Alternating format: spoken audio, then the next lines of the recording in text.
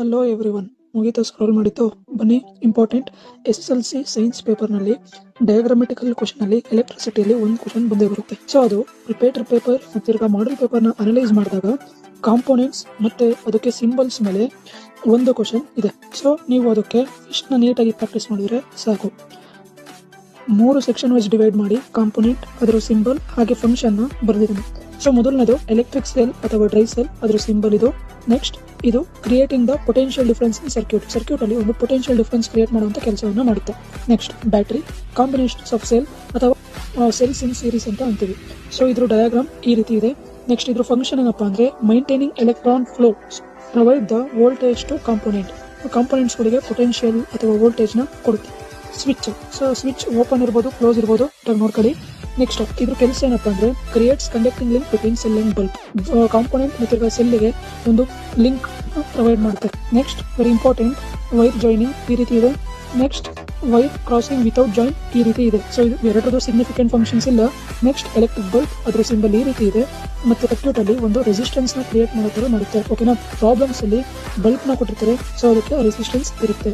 Next resistor of resistance R. So resistors ನ ಬಿಡಿಸೋದು ಯಾವ ರೀತಿ ಅಂದ್ರೆ ಈ ರೀತಿ.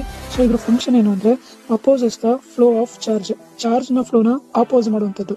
Next resistors in series. So series combination ಅಲ್ಲಿ ಈ ರೀತಿ ಬಿಡಿಸ್ಬೇಕು. ನೆಕ್ಸ್ಟ್ ಪ್ಯಾರಲ್ ಅಲ್ಲಿ ಈ ರೀತಿ ಬಿಡಿಸ್ಬೇಕು.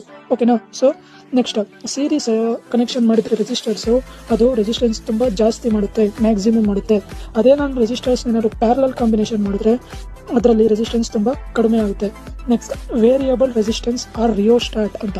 ಓಕೆನಾ? ಸೊ ಇದ್ರ ಸಿಂಬಲ್ ಈ ರೀತಿನಾರು ಬರೀರಿ, ಇಲ್ಲ ಈ ರೀತಿನಾರು ಬರೀರಿ, ಎರಡು ಕರೆಕ್ಟ್ ಇದೆ.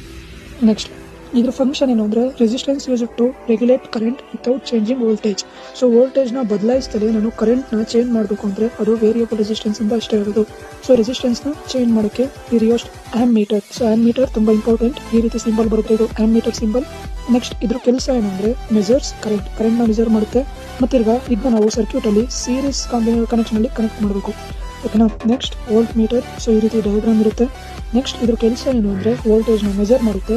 ಇದು ಸರ್ಕ್ಯೂಟ್ ಅಲ್ಲಿ ಪ್ಯಾರಲಲ್ ಅಲ್ಲಿ ಕನೆಕ್ಟ್ ಮಾಡಬೇಕು. ಓಕೆನಾ?